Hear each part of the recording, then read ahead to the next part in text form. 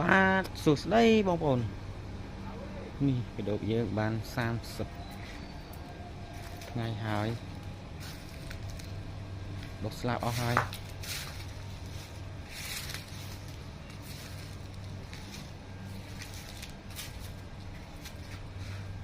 បាទនេះត្រង់ຂະຫນາດត្រង់ស្តង់ដាបាទដុសស្លាប់អស់ហើយ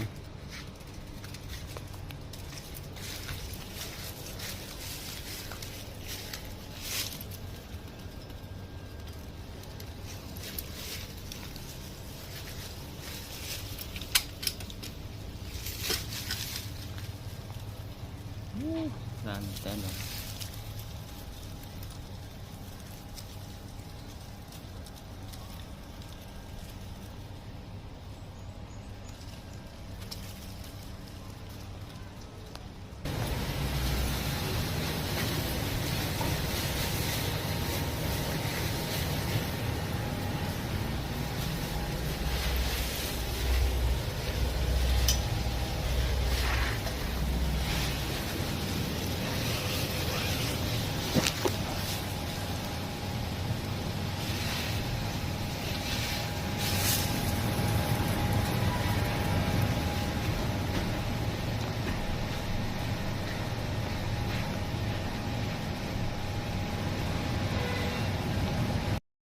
បាទសួស្តីបងប្អូន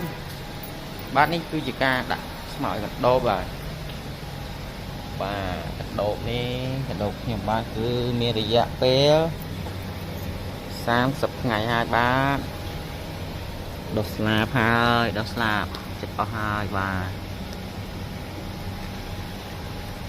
អូច្រើនហើយបាទ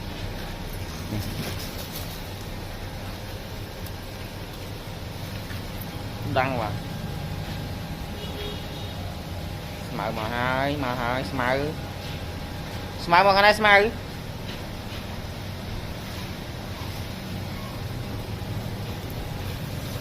ចុះ